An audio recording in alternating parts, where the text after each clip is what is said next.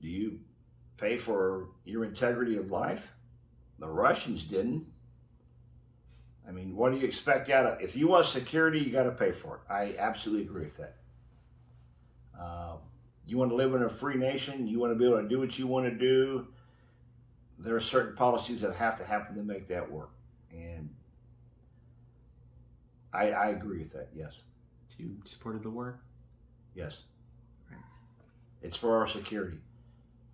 I mean, there's a certain amount of defense that has to happen before you do offense. I mean, an offensive war is you're pushing your thoughts and your aggression onto somebody else. Defense, if we're going to defend ourselves, you got to do a certain amount of things to defend yourself, but you also got to be willing to be aggressive. And absolutely, I think we did the right thing. Absolutely. All right. The Patriot Act, officially known as the USA Patriot Act, is a law passed by the United States Congress in response to the terrorist attacks on September 11th, 2001. The act expands the powers of law enforcement agencies to investigate and prevent acts of terrorism, including granting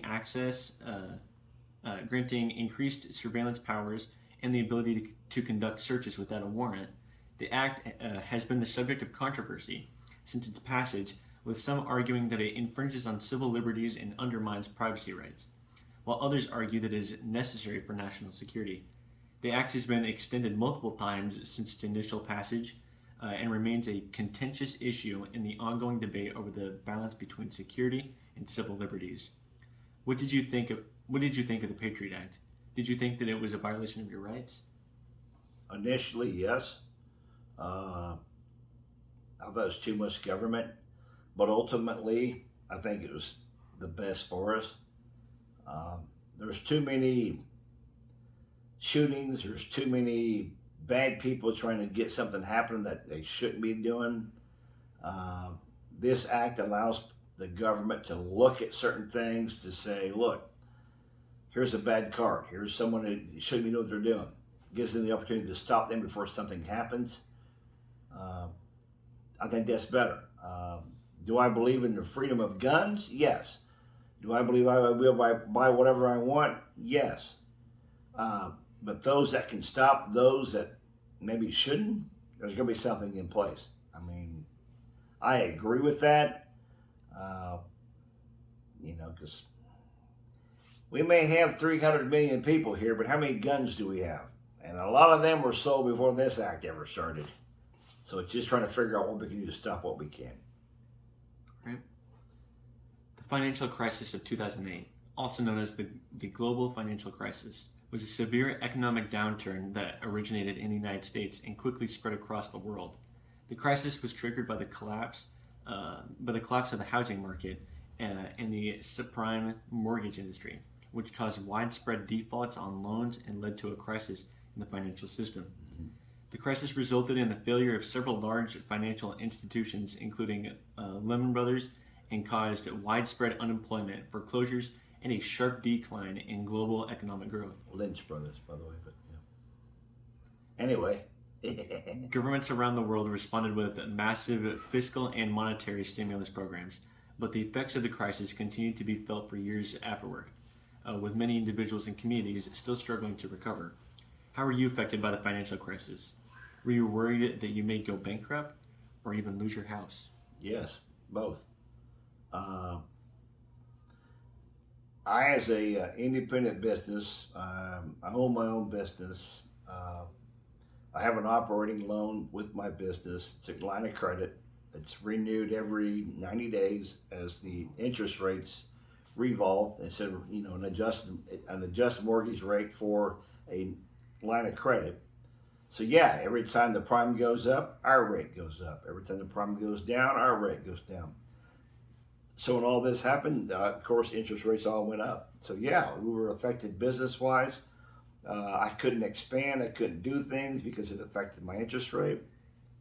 At the same time, my wife and I had built a new house.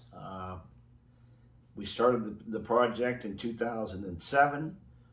The house was finished in August of 2008. We go to move into the house. We couldn't because the mortgage couldn't be completed. And during that time frame, we couldn't move in. I mean, it was stagnant for 8 months. We had a brand new house and couldn't move into it. And where this interview is being shown right here is part of that new house. But it took us 8 months to get into it because we couldn't finalize the mortgage. All because of the financial crisis and what happened. It finally got resolved. We finally got moved in. Um, but yeah, it was a big effect on business and personal during 2008. Absolutely. Right. Hurricane Katrina was one of the deadliest and costliest hurricanes in the history of the United States. The hurricane struck the Gulf Coast on August 29th, 2005, causing catastrophic damage to the states of Louisiana, Mississippi, and Alabama. New Orleans, in particular, was severely impacted by the storm surge, which caused several breaches in the city's levee system and resulted in widespread flooding. The storm caused over 1,800 fatalities and billions of dollars in damages, making it one of the most devastating natural disasters in American history. The response to the disaster was heavily criticized for its slow and inadequate nature, leading to widespread reform in disaster preparedness and response protocols. Hurricane Katrina remains a defining moment in American history and a reminder of the devastating power of natural disasters. Where were you when the hurricane struck? Did you have any family or friends who were affected by the disaster? Did you notice the wave of people coming into Texas after the disaster? Um, I watched it from home here, this house, right where we're sitting at. I watched it all on TV. I did not have anybody that I knew that was affected by it personally. Uh, I will say the day of the hurricane, I was driving in Waxahachie coming up, and the traffic was so bad because there was people lined up along 287 on the side roads where they were just spending the night. They had no place to go. They were just getting away from the storm. They were just getting out of Louisiana. They were lined up everywhere. Afterwards, the effect, I was surprised it took FEMA so long to get there to provide any assistance to what happened. Um, is that the inefficiency of government? Yes. Is that the inefficiency of who is in charge? Yes. Is that an inefficiency of failure to respond? Yes. As far as a government goes, what would you do any different? I don't know. I have no idea. I have no idea. The 2008 United States presidential election was a historic event, with Democratic Senator Barack Obama winning a decisive victory over Republican Senator John McCain. Obama became the first African American to be elected as President of the United States, and his campaign was marked by a message of hope and change, which resonated with many Americans after 8 years of Republican control under President George W. Bush. The election was also notable for the significant turnout of young voters and the use of social media and technology in political campaigning. Overall, the 2008 election represented a significant moment in American history, with the election of the first black president serving as a symbol of progress and call for continued change. What do you remember about the election? Were you impressed at the achievements of President Obama? I wasn't, I shouldn't say impressed as much as I was affected more by the media attention. The media attention brought, highlights to not only just who was running for president, why they're running for president, but the significance of a black individual being able to be elected made a big influence. It changed all of our media outlook. It changed everything. So, I mean, was it good? Yeah. Did it bring more people together? Yeah. Were all the policies good for what he did? From what I can recall, I'm going to say yeah. Overall, for a society, it was probably great. My personal opinion was probably more of a surprise that it happened, but it did happen, So, but yeah, it was all good. In 2008, Hillary Clinton sought the Democratic Party nomination for the United States presidency. Clinton was a former First Lady and a U.S. Senator at the time. Her campaign emphasized her experience and expertise in policy, particularly in healthcare and women's rights. Clinton also made history as the first woman to win a presidential primary contest in a major political party. In New Hampshire, however, Clinton ultimately lost the Democratic Party nomination to Barack Obama, who went on to become the first African American president of the United States. Despite this defeat, Clinton's campaign paved the way for future women candidates and demonstrated the strength of women in American politics. Do you feel she should have deserved the win? And if so, why? No, I do not think she should have won. I think Hillary Clinton, her message was biased. Her message was self-centered. I think she was trying to continue the legacy of her husband, which she hadn't earned. I think she was not the best candidate that we could have had, period.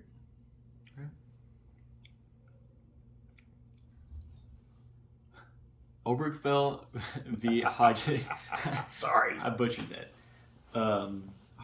Obergefell v. Hodges was a landmark United States Supreme Court case in 2015, which declared that same-sex couples have the constitutional right to marry and that states cannot prohibit same-sex marriages or refuse to recognize such marriages performed legally in other states.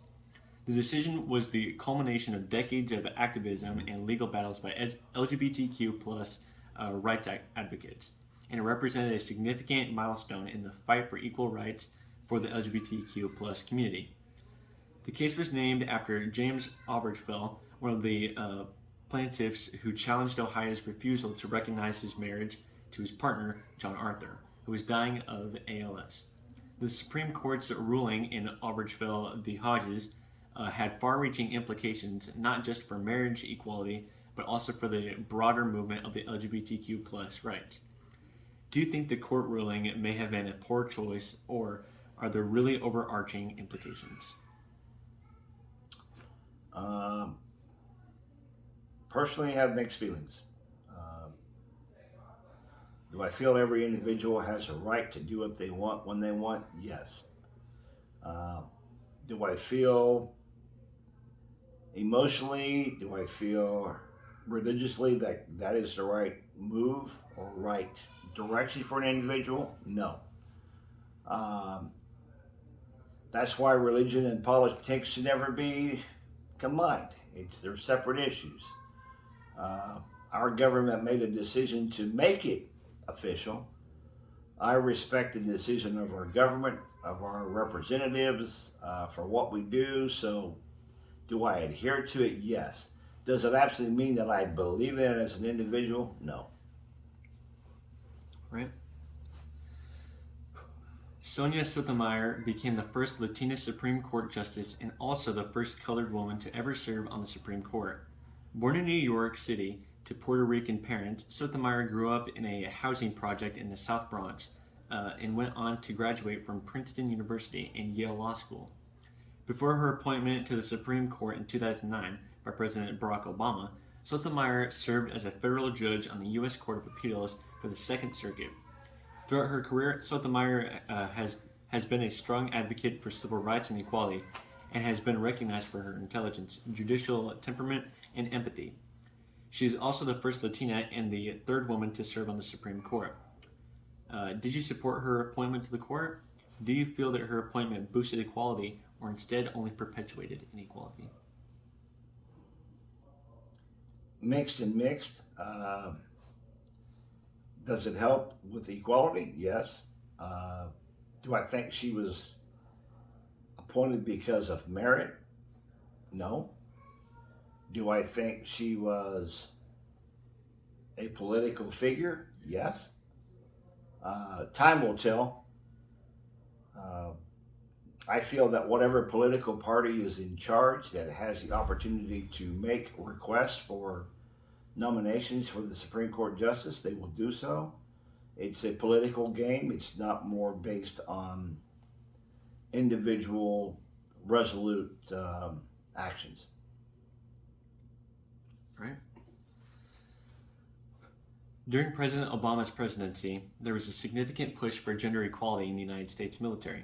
One of the most notable changes was the lifting of the ban on women in combat roles. Prior to this policy shift, women were excluded from serving in direct combat positions, despite the fact that they had been serving in combat zones for decades in support roles. The move to allow women in combat roles was met with resistance from some who believed that women were not physically or emotionally capable of serving in such positions. However, proponents argued that women had already proven themselves in combat and that the policy change would be simply acknowledging their contributions and granting them the same opportunities as their male counterparts. Did you support President Obama's lift on the military? And do you think that was an important milestone for equality and women's rights? Yes, it's very important. And the equality for women's rights. Do I agree with it? I don't know. It's an emotional question that you have to ask every individual. Can a woman carry out and do the same things, the same functions? Yes, absolutely. How it affects them, that's an individual question to them. It's not a question for me. Do I support the direction that our president gave in the military? Yes. If the expectation is for them to do it, then I back that up, yes. Okay. Osama bin Laden was a notorious terrorist and the founder of Al Qaeda, a militant Islamic group responsible for numerous attacks on the United States and other countries. Born in Saudi Arabia in 1957, bin Laden became increasingly radicalized in his opposition to Western influence in the Muslim world. He was believed to have been involved in the 1998 U.S. Embassy bombings in Africa and the 2000 attack on the USS Cole. But he became most infamous for his role in the September 11, 2001 terrorist attacks on the World Trade Center in New York City and the Pentagon in Washington, D.C. Bin Laden evaded capture for almost a decade before he was killed by U.S. forces in a raid on his compound in Pakistan in May 2011. Where were you when you heard about bin Laden's assassination? And did you celebrate thinking it would mark the end to the war on terror? I heard it on the news here at home.